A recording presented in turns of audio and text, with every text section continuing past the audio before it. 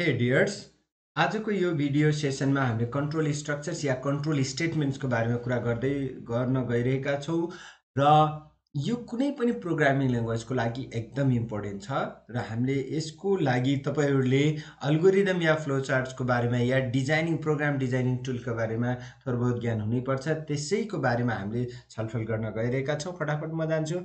Control structures भन्नाले हाम्रो कुनै पनि इन्स्ट्रक्सन्सहरू लेखेका हाम्रो जुन स्टेप्सहरू अल्गोरिदमहरू छन्, जुन हामीले कोड गर्न गइरहेका छौँ, त्यो चाहिँ एउटा सिक्वेन्शियल अर्डरमा कुन अर्डरमा छ होइन, त्यसलाई एनालाइज गरेर डिफाइन गर्ने कामलाई हामीले कन्ट्रोल स्ट्रक्चर्स भन्छौँ। यो एउटा कुनै मेकानिजम हो, टेक्निक्स हो होइन, जहाँनिर एक्जिक्युटेबल इन्स्ट्रक्सन्सहरूलाई म्यानेज गरिएको हुन्छ र बेसिकल्ली हामीले 3 टाइप्सको लजिक्सहरू यहाँनिर डेभलप गर्छौँ।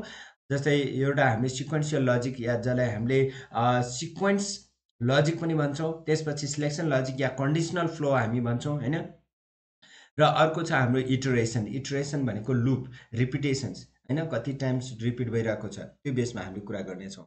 फटाफट यसमा कुरा गरौँ। जस्तै सिक्वेन्शियल फ्लो डेटा या सिक्वेन्शियल लजिक भन्नाले के बुझिन्छ त होइन, एउटै सिक्वेन्समा कुनै एउटै अर्डरमा होइन, टप टु बटम हाम्रो इन्स्ट्रक्सन्सहरू वान आफ्टर अनदर इन्स्ट्रक्सन्सहरू एक्जिक्युट भइरहेको छ, त्यो टाइपको हाम्रो प्रोग्राम छ भने हामीले त्यो अनुसारको फ्लो डिजाइन गर्छौँ होइन, या फ्लो चार्ट्स या अल्गोरिदम भनौँ न, त्यसरी डिजाइन गर्छौँ। जस्तै यहाँनिर अल्गोरिदम मैले के लिएको छु क्वेसन सहित होइन, जस्तै सिन्टेक्स सहित भनौँ न, सिन्टेक्स मैले यहाँनिर सिन्टेक्स लिएको छु जहाँनिर स्टार्ट हुन्छ र स्टप हुन्छ।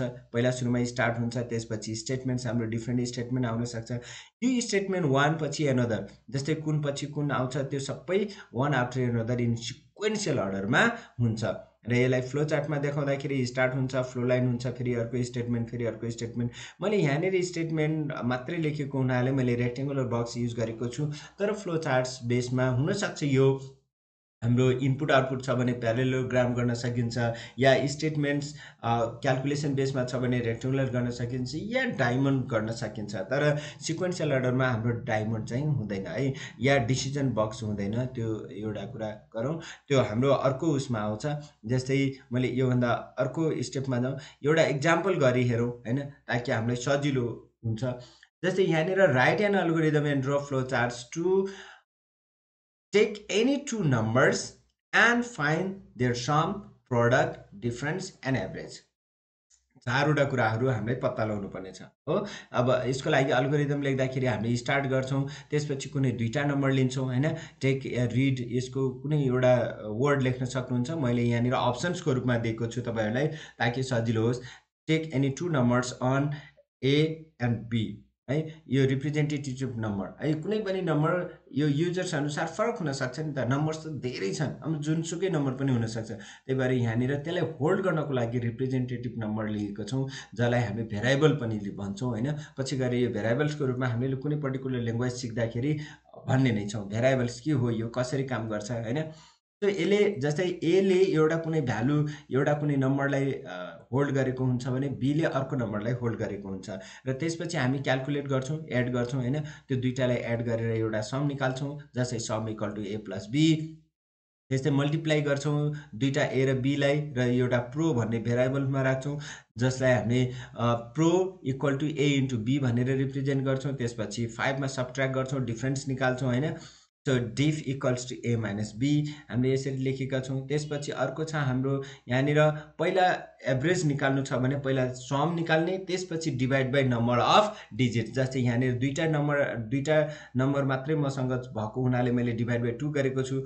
यदि एभरेज अफ 5 नम्बर भनेको भए मैले 5वटै नम्बरलाई सम गर्थेँ र त्यो सम इज डिभाइड बाई 5 गर्थेँ होइन, किनभने जतिवटा डिजिट छ, जतिवटा नम्बरहरू छन्, त्यो नम्बर बाट हामीले डिभाइड गर्नुपर्छ।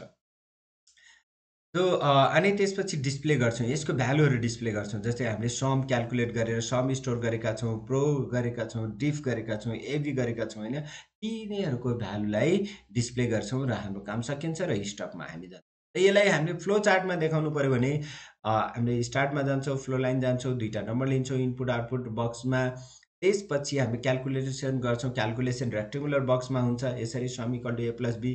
फेरि अर्को क्याल्कुलेसन गर्नुपर्ने छ, फेरि रेक्टेङ्गुलर बक्समै हामीले प्रोडक्ट भनेर निकाल्छौँ। त्यसपछि फेरि अर्को पनि स्टेप 5 मा जाउँ, त्यसमा पनि हाम्रो क्याल्कुलेसन नै छ, डिफरेन्स हैन, त्यो गर्छौँ। स्टेप 6 मा पनि फेरि क्याल्कुलेसन, फेरि रेक्टेङ्गुलर बक्स हामी युज गर्छौँ। र त्यसपछि 7 मा आउटपुट छ, 7 को लागि स्टेप 7 को लागि हामीले प्यारेलल बक्स या इनपुट आउटपुट बक्स हामीले युज गर्छौँ। र फाइनल्ली स्टपलाई फेरि ओभरले हैन, एकदम सिम्पल छ, यसरी पनि हामी गर्न सक्छौँ। त्यसपछि अर्को अल्गोरिदम छ, तपाईहरु यो भिडियोलाई एकपटक पज गर्नुस्, अघिको जुन हामीले एक्सप्लेन गरेको बेसमा तपाईले एकपटक आफूले पनि कोसिस गर्नुस्, यसलाई सल्भ गर्ने कोसिस गर्नुस् हैन। जस्तै यहाँनिर अल्गोरिदम लेख्नुस्, यसलाई पज गर्नुस्, त्यसपछि फेरि पनि तपाईले यो भिडियो अन गरेर चेक गर्न सक्नुहुन्छ कस्तो छ त हैन, तपाईले गरेको कुराहरू मिल्छ मिल्दैन। जस्तै हेर्नुस् त, हामीले एरिया निकाल्नु पर्ने छ र पेरिमिटर निकाल्नु पर्ने छ, दुईटा कुरा। एरिया र पेरिमिटर निकाल्नको लागि हामीलाई चाहिने कुराहरू के त, length and breath of rectangle हैन। एउटा रेक्टेङ्गलको भनिरहेछ भने रेक्टेङ्गलको लेन्थ र ब्रेथ त हुन्छ, लेन्थ र ब्रेथ एज एल र बी हामी लिन्छौँ र क्याल्कुलेट एरिया गर्छौँ। एरिया क्याल्कुलेट गर्दा एल इन्टु बी गर्छौँ र पेरिमिटर गर्दाखेरि चाहिँ हाम्रो formula 2 into l plus b हुन्छ। यसरी हामीले यसको भ्यालु यसै फर्मुलामा राखिसकेपछि, क्याल्कुलेट गरिसकेपछि एरिया र पेरिमिटरको भ्यालु जुन हामीले पी र एरियामा स्टोर गरेका छौँ त्यसलाई डिस्प्ले गर्छौँ र स्टप गर्छौँ।